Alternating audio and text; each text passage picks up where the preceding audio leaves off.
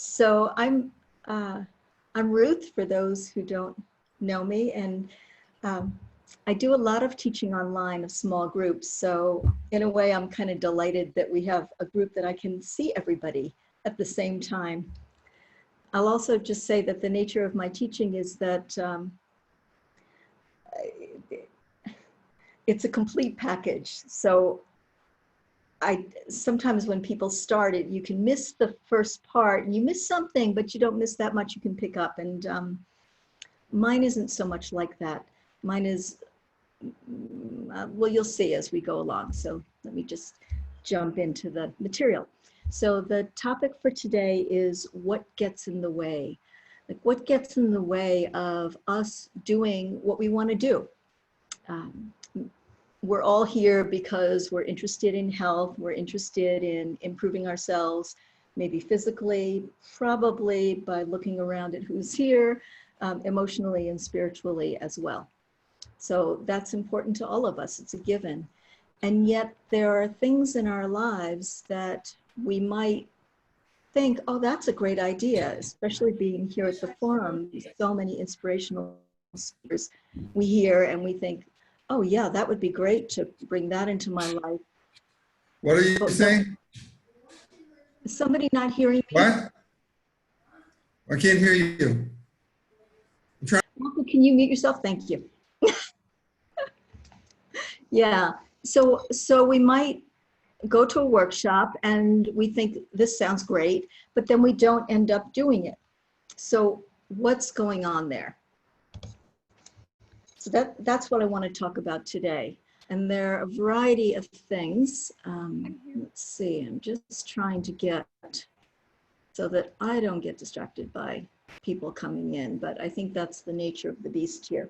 So yeah, so there's this possibility we might say, yes, that's really wanted. Or we might say, well, that takes too much time or work, and I would love to have what that person has. Like, I would like to have their vitality or their groundedness, or there's something, maybe somebody could chip in here, unmute yourself and say something that you heard in the past days that you would like to have for yourself, like in a sentence or less. Anybody dare to unmute yourself? Would love to have their passion, would love to have their knowledge. It's me, Clara. Their knowledge, their compassion, their passion. Their Okay. expertise, yes. Oh. Their ability to teach. Their ability to teach. I always hear people want to be able to exercise like I do and be able to have stamina like I do. So I say, I don't have any role model. I just push. Even today, I don't know how hot it is. I just came in from about 2 hours of exercise. Thanks, Ida. Yeah, so that, thank you. So just short things, because we only have 40 minutes. I don't Go ahead. I want to hear what you have to say. Yeah. Yeah, so is there something that you would like to have that you're not quite been able to manifest yet in your life? More calmness, I guess. More calmness. Okay, so calmness. So that's another thing. Calmness. Calmness. C-A-L-M.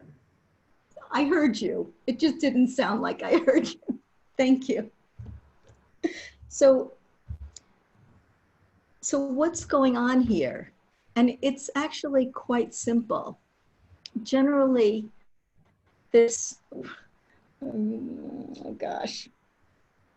Of course, everybody knows we have choices in our lives, and it's up to, and we make our own choices. But what we don't think about so much is that we have different parts in us. Like, there might be one part that really wants to be vibrantly healthy.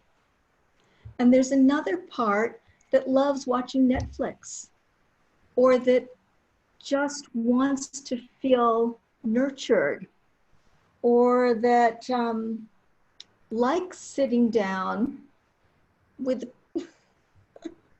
and having something to eat that might not be, you might know, well, that's probably not good for me, but there's a wanting to taste that. And I'm saying just possibilities, because I know there are people in this room that none of these things apply to. But I think for all of us, there's generally something, some way we're wanting to move forward in our lives, and we haven't quite gotten there. Maybe we want more of a connection with ourselves, or maybe we want to have our friendships mean more to us. And so the theory that I'm going with here is that we can feel that something in us has that wanting. And Clara used the word passion. So I often I can feel that like right now in my body, this like wanting to share this with you. That's kind of one of the things. There are a lot of things I get excited about. Teaching is one of them. But what's also inside of us is another place, and I will be very honest with me, because a place in me is a place that tells herself that I won't have the energy. I'll get burned out if I do too much of that. Or with macrobiotics, I used to meet macrobiotic people and think they look so healthy. And I would love that, but there is no way in anything that I am going to spend all that time fiddling and making all those little dishes. I will just tell you to let everybody know that I adopted a macrobiotic diet as of January 1st, 2020, and I'm loving it, and it's changed me a lot. What happened was that place in me that said there's no way that I'm going to do this, I got sufficiently scared about some aspects of my life that I adopted this. And now every time somebody offers me something that's not kind of on my growing wider plan, I don't even have the appetite for it. But that's not what this workshop is about. It's really about us kind of connecting to those places inside that hold us back. So I didn't put this in the advertisement, but the work that I do is called focusing. So anybody that knows me has heard of focusing. Many of you have not experienced it. Some people say that what it is essentially Clara giving a demo of pouring something from a hot pot into her bowl. But some people say it's essentially listening to yourself. And I would add to that, it's listening inside at a level that very often goes deeper than the conscious mind. So it's a way of helping us to access what we're not yet conscious of in our thinking mind. When I first started doing this almost 30 years ago, I really had the sense that it was connecting with my soul. It was connecting with that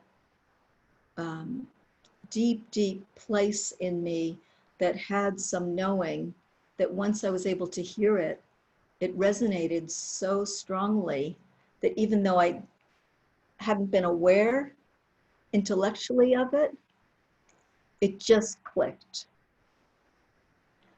So what I'm wanting to introduce to all of you is this possibility of being able to listen inside in this way and to hear what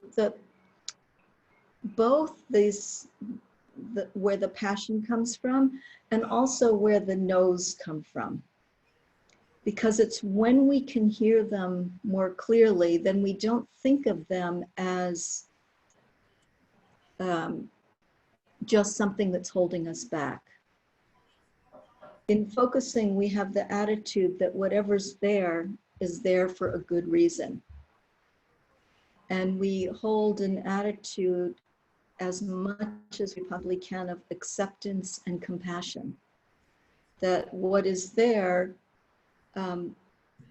it's got a good reason. If it's holding us back, most likely there's something that it's scared of.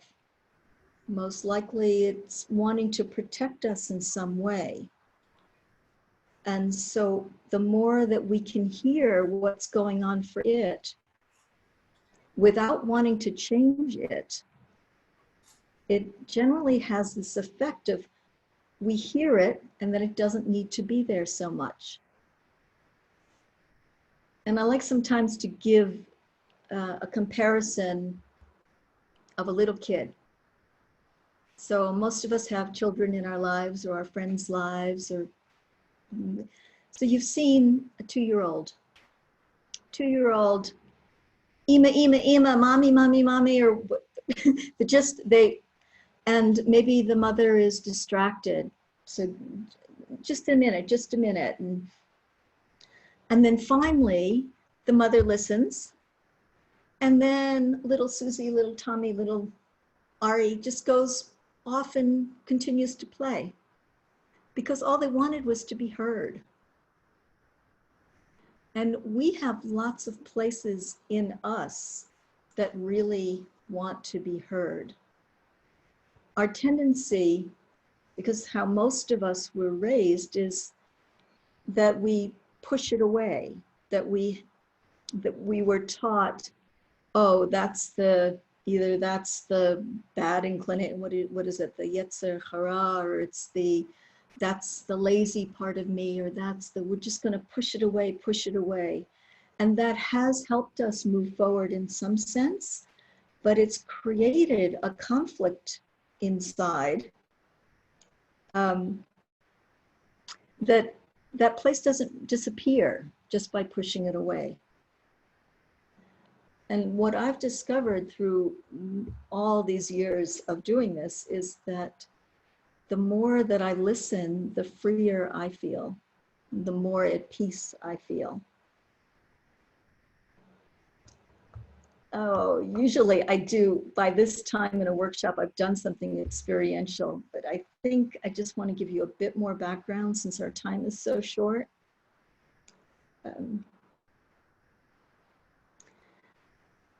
So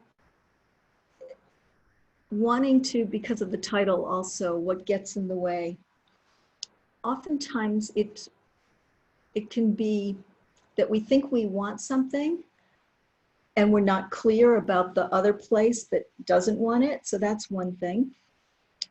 It's also really helpful to get in touch with the motivation. What is our intention? Like if my intention is that I be a person that's physically stronger, or physically stronger. Many of you know I broke my arm a year ago and it's still recovering. And sometimes I complain about it. Most of the time I just live with it. And the other day I looked down and right here I see, and this has been sitting here for at least a year now, is my little, and I realized it's just a little dumbbell. I realized, oh, while I'm sitting and listening to talks, I can be moving my arm. And that's why sometimes my picture isn't showing, because I can move my arm a little bit. And I did that just one day, I did it. And today I didn't have the same kind of pain washing dishes that I usually have. So that was interesting because I just decided that it was my intention to do something about this. And it was really easy, but when we have an intention, then when we're drawn to doing something that would be counterproductive to what our main goal is, we can ask ourselves, kind of remind myself, oh, my intention is to be healthier, or my intention is to be stronger. And maybe I feel like spacing out tonight, but it's to be stronger. So I will take the stairs when I get home. I live on the 4th floor, rather than just pushing the button and getting in the elevator. So intention is a big one. Realizing that we have lots of parts, and we have more than 2 parts. We're very complex beings. Habit is another one. I think especially, and I don't mean to, this is not in any way meant to be pejorative, but our lives are so complex, especially living in Israel, living a religious lifestyle, or whatever lifestyle we're living. They are incredibly complex about our sense of, oh, I should be doing this, and I should be doing this, and I should be doing this, and I'm going to run and do this, and I'm taking care of how to take care of myself and my family and my spirituality and all of the different aspects that come in.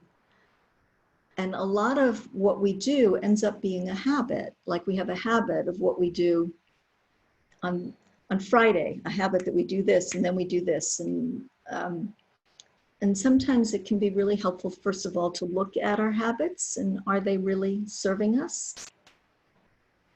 And then the things that we want to introduce that are new, how can we make those a habit? So oftentimes we think that we need to just dive right in and it will happen, but it doesn't. Because we need to start slowly and we need to give ourselves this possibility of learning. And again, like children learn. Children don't learn to walk in a day. First they maybe crawl or turn over, and I have not been blessed to have kids, but maybe turn over and maybe crawl a little bit and maybe try to stand up and plop and then try again and plop, and then finally they're standing up. And then again, they try to take a step and plop, and they allow themselves to do that. They just keep getting up and getting up. And what do?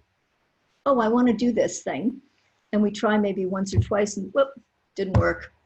I failed, and maybe we give it up. So to start simply, and Lois was really helpful to me when I was starting my macrobiotic diet. I went nuts after just the second day. I thought, how can I ever do this? I'm supposed to be making this, and I'm supposed to be making this, and I've got to buy all these things, and I've got to give away these things, and running around. I think Malka was a beneficiary of my my goat yogurt, and just to take it to learn. And Lois said to me, just take it slow, and that gave me permission just to slow down and not be so tight. Here I was trying to allow myself to expand, and I was bringing in even more yang energy. Oh, I'm still doing great with time. Okay. So focusing is listening to our body, mind, and soul. Clara says, Kolikavodlo. It's also about interaction. And this is a concept that we don't think about. That it's going to sound strange, the grammar here, we are interaction. The person that discovered focusing talked a lot about this in his philosophy. We, as human beings, we are constantly interacting with our environment. We're interacting oftentimes with other people in a different way now than we're used to, but there's always an interaction happening. Like I'm hungry, it's an interaction, it's my stomach letting me know it's gotten kind of empty and it wants something. So there are interactions on all different levels happening. So I think it can be helpful to remember these things also, that when we're not doing something we want to be doing, that it's not as simple as we might think it is. And to look for the complexity that's there and to accept it, to be kind to it, and to be curious about it. Another concept that's really important is the concept of carrying forward. So when you think, and I'm going to ask Clara, even though she's moving, when you think about wanting more passion, wanting to have more knowledge, in your being, I'll just say, what I could see is there was a lighting up and like this sense that that's going to bring more life to her being. And when you think of maybe something that you do in your life that is not so life enhancing for you. I mean, I can tell, since I'm just allowing myself to be totally pretty vulnerable here. Yeah, Sheldon. Is that your hand, or you're just putting your head? Oh, I didn't know if you were raising your hand. So when you think, somebody think of something that you do that gets in the way of moving forward. Like for me, when I relax, I like to put on movies, because it just, after thinking and being, I do a lot of work with people. I teach and I work with clients during the day. So it's relaxing. And what I've noticed is that I can watch the beginning part of a movie and it can do something. It can ground, there's a shift in my energy that feels good.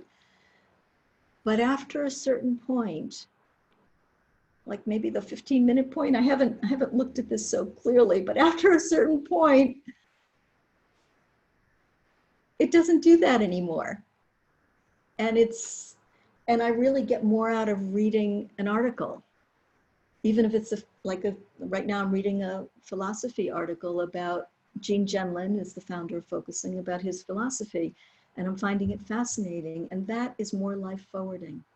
So that's something you can ask yourself, like, is this behavior I'm thinking about doing, is this life forwarding? Or is this going to take me, kind of get me more stuck? Is this making sense to people? Okay. And then the final concept I just wanted to mention is the idea of the implicit.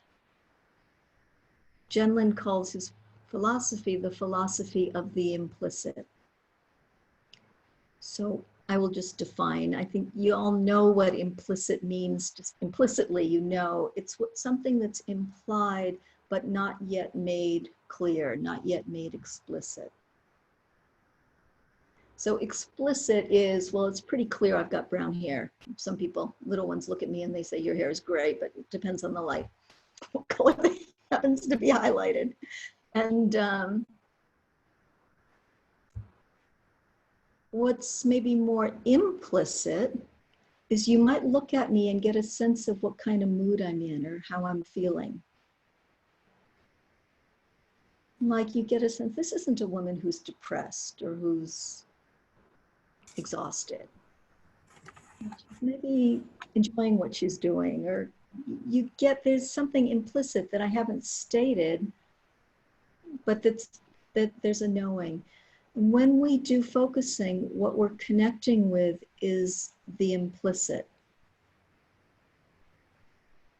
How is that different from ambiguous? From what? Ambiguous. Oh, it's totally different. Ambiguous means that which isn't clear. But the implicit is something that's there.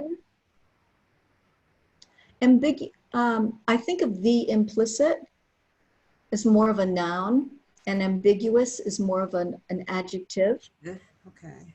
And it could be this or it could be that. But implicit is more of a sense. How about ambiguity is a noun? It is, but it has a different sense. So, but again, impression, I don't know that word. Implicit. Could somebody type it into the chat, please, for Ida? Yeah, that would be nice.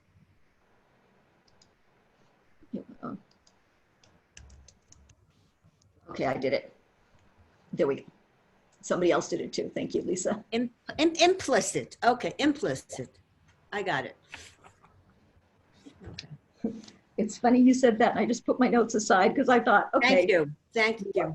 So let's do an exercise. I thought you meant prescient, as in able to become aware of something which is not obvious.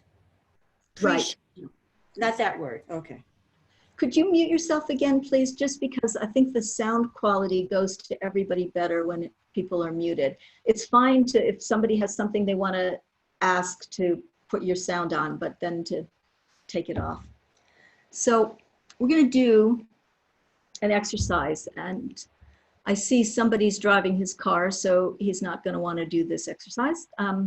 With your eyes closed, please. You can do it with your eyes wide open.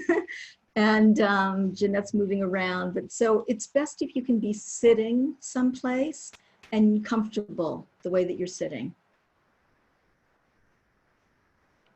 And I'm actually going to invite those who aren't driving or moving around to close your eyes if you can. And I will close my eyes and then open them, just kind of to connect with you all. And we're just going to give this a go and see what happens.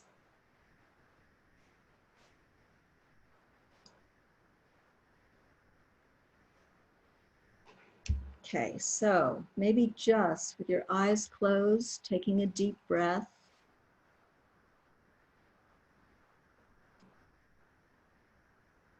And exhaling.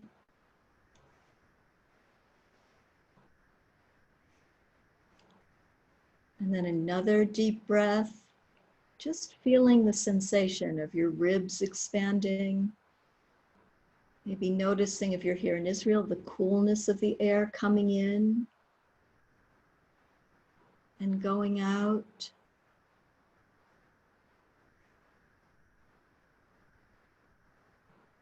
And then with the next exhalation, maybe noticing if it would be okay to imagine that you could, in a way, let go of all this talking, so many words. Almost as though you could clear the space inside just for you.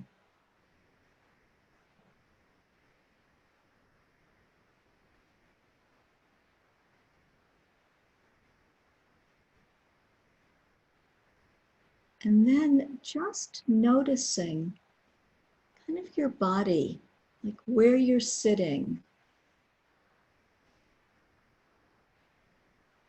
Noticing the sensation of how it feels to be in connection with a chair or a sofa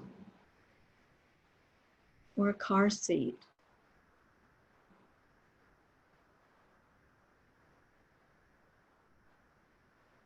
Noticing your feet, what they're touching and how they feel.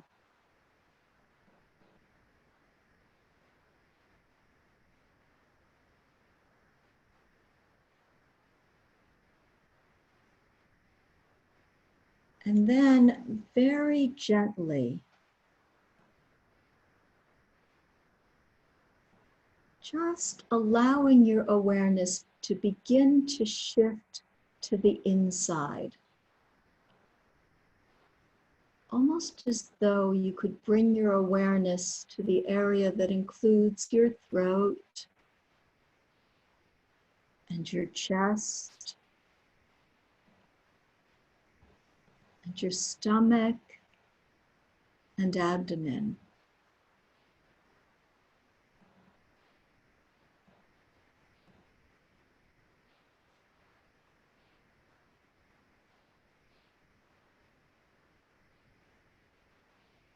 And then once inside, maybe starting just by asking, how am I in this moment?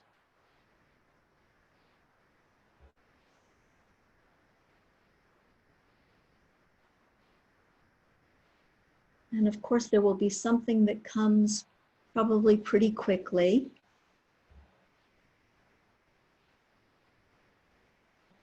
And what I'm going to suggest is that you acknowledge that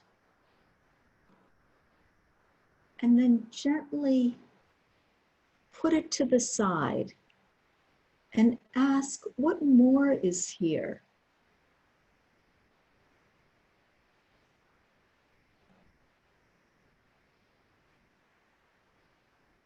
And just noticing in your body,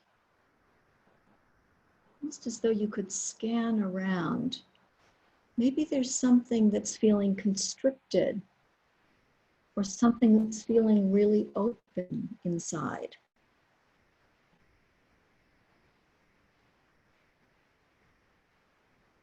Maybe there's a tiredness. Maybe there's excitement.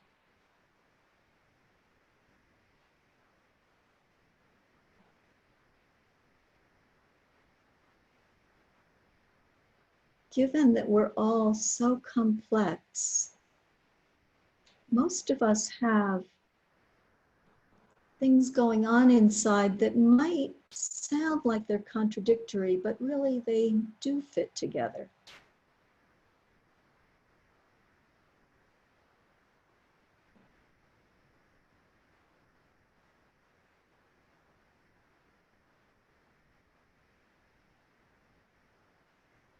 And so what I'd like you to do is just whatever you're aware of, just acknowledge that. Like, oh, there's excitement. And oh, there's something that maybe is a little bit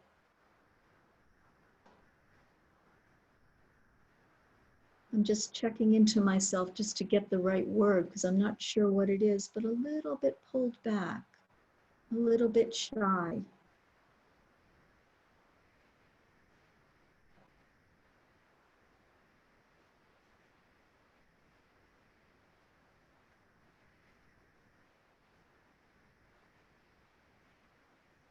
And so all we need to do with these places is just to let them know we hear them. Like, yeah, that's there. Yeah, shy place, I see you.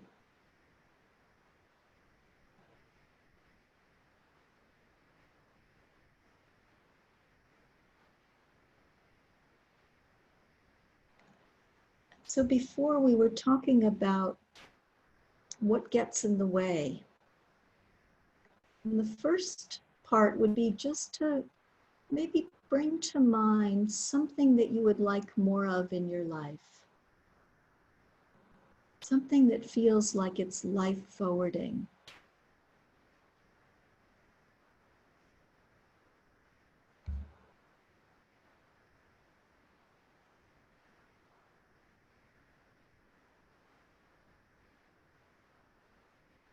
And just notice how that feels in your body. If you can just imagine yourself doing this thing.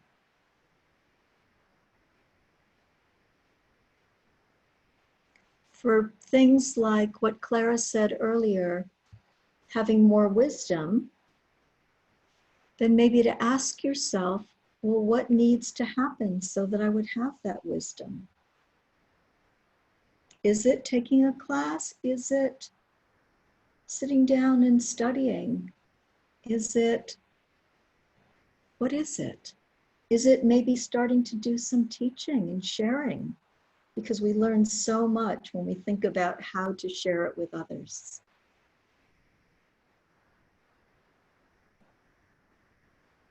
So to shift that thing that we want into a how would I go about doing that?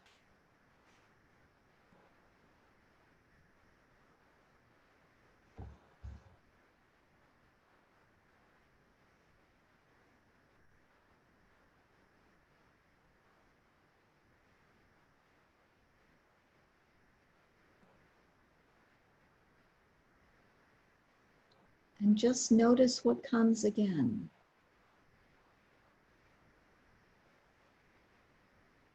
And there might be several ideas that come about what could happen.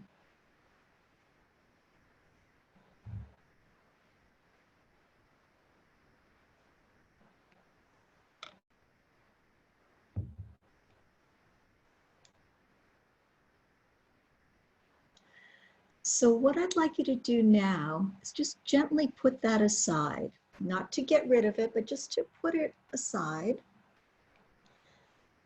And just ask yourself, well, what is most likely to happen?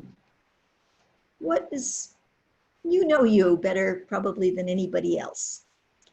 So what is most likely to come up that will get in the way of your doing this thing or these things? And maybe just name one thing for yourself.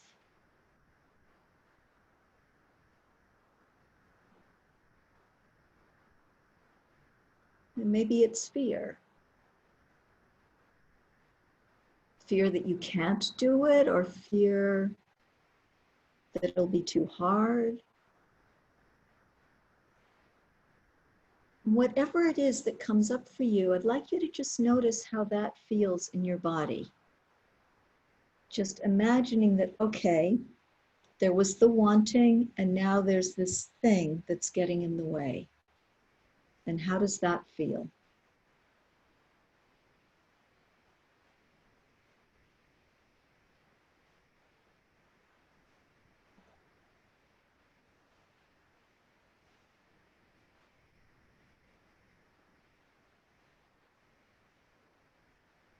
So, are there people here that felt like two really different sensations between the thing that's wanted and the thing that's not wanted?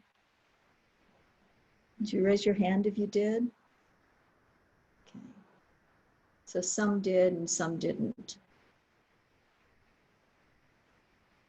So the more that you do this, the more, when I feel the excitement, or when I even see it on people's faces, like I kept calling out Clara, I could see it in her. There's a leaning forward, there's a smile. And then when I could even have the idea of just bring inside, because Clara's face is very expressive. Maybe like mine, these Gemini faces here. It's not today, today's Shulamit, tomorrow's you. That when there's the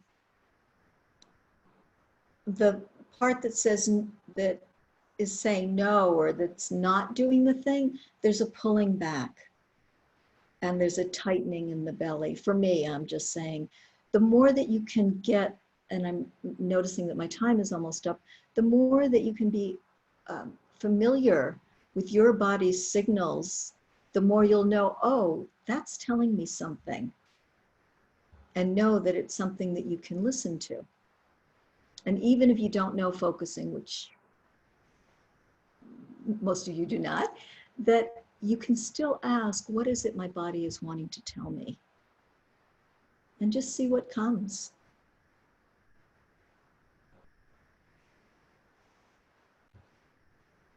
So you're welcome to come back from that little exercise. I hope it was helpful for some of you. And I'm just wondering if there are questions right now. I could take a couple questions before I run out of time. Maybe somebody who hasn't spoken yet. Yes, hello, that was very inspiring. My name is Shula, thank you very much. Very welcome. When I sort of sat in the chair, obviously I felt extremely, extremely heavy in the chair. Very, very heavy, and a big weight. And then, you know, I was concentrating on certain parts of my body, and then when the heaviness thoughts go away, you start concentrating on certain parts of your body, if it's anxiety or something else. And then when you said, I mean, there is something you want to do, and why aren't you doing it? The thing that I lack is perhaps the motivation. You know, there are so many things that I can do, and I'm a very capable person, but sometimes it's the motivation from going from step A to step B. And then I think to myself, oh, well, I hope something else will come along so I won't have to do that and commit to that. And it's a good excuse not to do it. Okay. Okay, so thank you very much for sharing that, because I can tell you then what a next step will be. Because just the fact that there's something that's saying, I need an excuse, there's some reason, and it's not just the motivation. There's something else that makes it think it doesn't want to do this. It's not important enough to it to do. Is that? No, I don't, because it is important. The things I want to do are important and I need to get them done. But I think, something else will come along, a trip will come along, somebody will need me for something that I will put my time to, as opposed to putting my time for myself. What I'm saying is, if you were to imagine, this is very bizarre for us to imagine, that in you, like in me and everybody lives, there is the part that wants to do the things. And then there's the part that doesn't really want to. And it sounds like it's not so much really about time. But there's something going on in that place that doesn't have the motivation. There's some reason it doesn't have the motivation. I have to find that reason. Yeah. Like and it could be that it just feels like it's too hard, or there's something that's keeping it from that moving forward. Thank you very much. You're welcome. Thank you for sharing that. So these are scheduled as 40 minutes, but I've noticed that other presenters have gone over with questions and things. So I'm happy to answer, if it's okay with Ginat. We can, if there's a question or two, we can do a few more. Okay. Let me thank you. Meanwhile, I appreciate your coming to us and bringing us your expertise here. So many thanks. Welcome. I have a question.